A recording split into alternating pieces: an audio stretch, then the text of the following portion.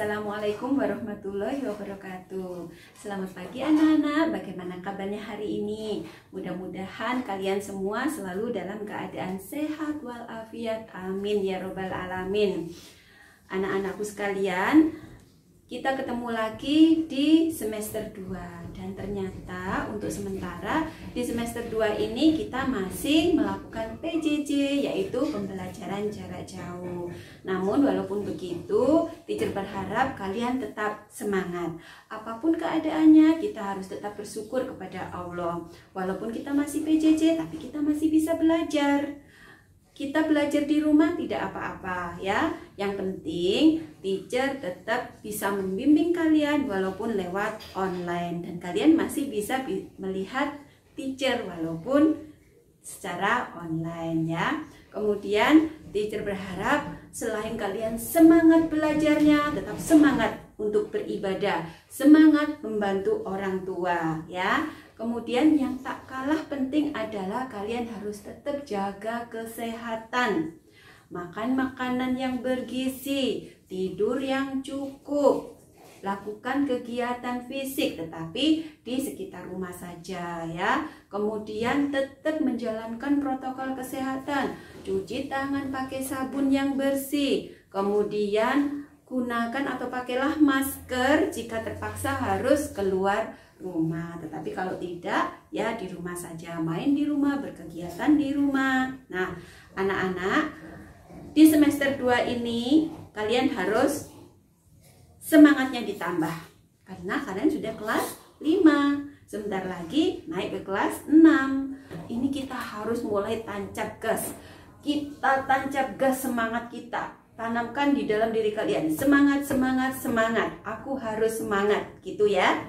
Nah, hari ini kita akan belajar tentang tema. Nah, tema apa yang akan kita pelajari? Mari kita menuju slide.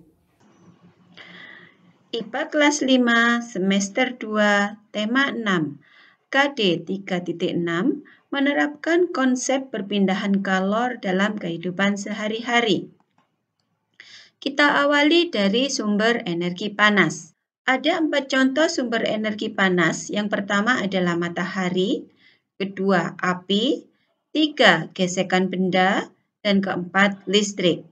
Matahari adalah sumber energi panas terbesar di bumi.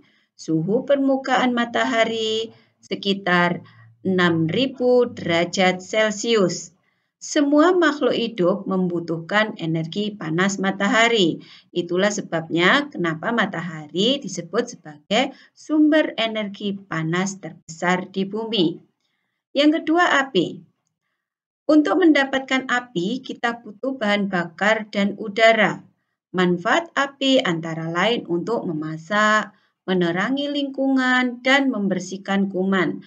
Nah, biasanya menerangi lingkungan ini digunakan pada orang-orang pada zaman dahulu sebelum banyak listrik atau sebelum listrik memasyarakat. Kemudian yang ketiga adalah gesekan benda. Pada zaman dulu, api dihasilkan dengan menggesekkan dua benda secara terus-menerus sehingga panas yang terjadi dapat menghasilkan percikan api. Jadi sebelum korek api ditemukan, orang-orang pada zaman dahulu atau bahkan orang purba, manusia purba, itu sudah menggunakan atau memanfaatkan gesekan benda untuk menciptakan api. Yang keempat, listrik. Energi listrik dapat berubah menjadi energi panas melalui peralatan listrik. Contohnya setrika, magicom, solder, dan lain-lain. Selanjutnya, pengertian suhu dan panas. Jadi antara suhu dan panas itu berbeda ya anak-anak. Suhu adalah suatu besaran yang menyatakan ukuran derajat panas atau dinginnya suatu benda. Contohnya adalah menggunakan satuan derajat Celcius. Jadi ini dibaca dengan derajat Celcius. Dan alat yang digunakan untuk mengukur suhu disebut termometer. Jadi ingat ya anak-anak ya, derajat Celcius itu adalah satuan ukuran suhu suatu benda. Kemudian panas. Panas adalah bentuk perpindahan energi akibat perubahan suhu. Contohnya, wajan penggorengan mendapatkan energi panas dari kompor. Energi dari kompor membuat wajan menjadi panas. Jadi perpindahan energi panas dari kompor ke wajan membuat wajan menjadi panas. Itu maksudnya ya. Selanjutnya, tokoh penemu termometer. Tadi termometer itu apa anak-anak? Alat yang digunakan untuk mengukur suhu. Yang pertama adalah Galileo Galilei. Termometer pertama dibuat oleh Galileo Galilei sekitar kira-kira pada tahun 1564 sampai 1642. Alat yang diciptakan disebut termometer udara atau termoskop. Jadi Galileo Galilei ini pada waktu itu menciptakan alat yang namanya termometer, yaitu menggunakan udara. Jadi disebutnya termoskop pada waktu itu. Yang kedua adalah Daniel Gabriel Fahrenheit, yaitu pada tahun 1686 sampai 1736. Fahrenheit membuat termometer yang berisi air raksa. Skala Fahrenheit memiliki rentang suhu antara 0 derajat Fahrenheit sampai 212 derajat Fahrenheit. Jadi titik terendah atau titik bekunya adalah 0 derajat Fahrenheit. Nah, kalau tadi teacher mengatakan derajat Celcius itu adalah satuan suhu yang digunakan di Indonesia dan Asia. Sebagian Asia juga ada Eropa.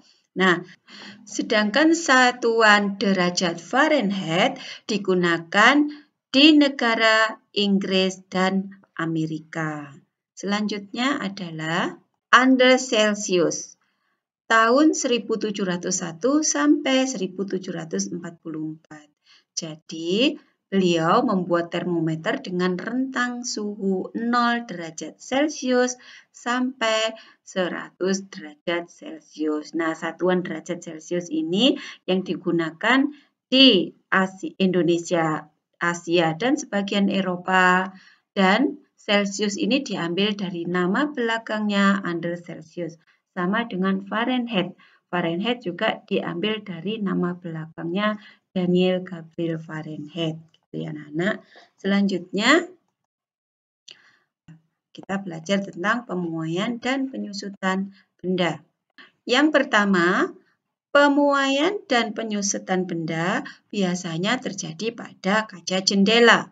Oleh karena itu, pemasangan kaca jendela itu biasanya tukang kayu selalu merancang ukuran bingkai jendela sedikit lebih lebar daripada ukuran sebenarnya. Hal ini dilakukan untuk memberikan ruang pemuaian bagi kaca saat terkena panas. Jadi kalau kita lihat ini ya, ruang muai. Jadi di sini ada ruang muai sehingga ketika kaca terkena panas kemudian memuai, dia tidak pecah gitu. Selanjutnya yang kedua, pemuaian udara pada ban sepeda, ban motor, dan ban mobil. Memompa ban sepeda, motor, dan mobil tidak boleh terlalu banyak udaranya atau udaranya tidak boleh terlalu penuh karena bisa membahayakan. Ban yang diisi terlalu banyak dapat meletus sehingga dapat mengakibatkan kecelakaan. Ban meletus karena udara di dalamnya memuai saat terkena panas. Makanya biasanya motor, sepeda, atau mobil itu dipompanya tidak sampai sangat penuh sekali, tetapi juga tidak kekurangan udara gitu ya. Jadi tetap ada ruang untuk udara memuai. Yang ketiga, pemasangan kawat, kabel listrik, dan kabel telepon. Nah, pemasangan kawat, kabel listrik, dan kabel telepon itu yang tampak mengendur dan tidak tegang bertujuan agar kawat atau kabel tidak putus pada malam hari pada saat mengalami penyusutan. Jadi kalian boleh nanti kalau misalnya suatu saat melintasi jalan raya kemudian melihat ada tiang listrik atau tiang telepon, kalian lihat itu kalau diperhatikan pasti kabelnya itu tampak kendur ya anak-anak. Nah, tujuannya agar tidak putus ketika terjadi penyusutan di malam hari. Yang keempat, pemuaian pada gelas kaca. Nah, ini. Gelas kaca bisa pecah atau retak saat dituang air panas. Hal itu terjadi karena pemuaian yang terjadi pada gelas tidak merata. Jadi, oleh karena itu, kalau misalnya kalian mau menuangkan air panas ke dalam sebuah gelas, gelas itu pastikan kering dan bukan gelas yang baru dituangi air dingin atau bukan gelas yang berasal dari kulkas ya. Yang kelima, pemuaian pada sambungan rel kereta api. Sambungan rel kereta api tidak dibuat rapat, tetapi dibuat bercelah antara dua batang relnya. Hal ini dilakukan untuk memberi ruang pada saat rel memuai akibat terkena panas. Jika tidak ada ruang tersebut, rel bisa melengkung. Rel yang melengkung akan membahayakan kereta yang melintasinya. Jadi kalau kita misalnya perhatikan rel kereta api, antara rel yang satu dengan rel yang lain itu sambungannya pasti ada celah. Celah ini dimaksudkan untuk memberi ruang ketika rel terkena panas matahari, itu dia akan memuai dan dia tidak saling bertumbukan kemudian melengkung, tetapi dia memuai saling bertumbukan tetapi tidak melengkung. Jadi dia akan rapat jika terkena panas matahari. Tapi kalau ketika malam dia akan menyusut lagi dan timbul celah lagi. Kadang-kadang pada siang hari pun kita tetap bisa melihat celahnya gitu ya anak-anak. Yang selanjutnya adalah pembuatan termometer. Ketika akan digunakan, termometer itu ditempelkan ke bagian tubuh, misalnya ketiak. Hal itu bertujuan untuk mengukur suhu tubuh. Setelah beberapa lama, cairan dalam termometer akan naik karena terjadi pemuaian setelah menerima panas dari tubuh. Cairan itu akan berhenti pada angka tertentu untuk menunjukkan suhu tubuh. Ketika termometer tidak digunakan, maka cairan akan kembali turun karena mengalami penyusutan. Dan perlu kalian ketahui, termometer yang cara kerjanya seperti ini adalah termometer yang manual, bukan termometer yang digital. Nah, ini adalah contoh gambar termometernya.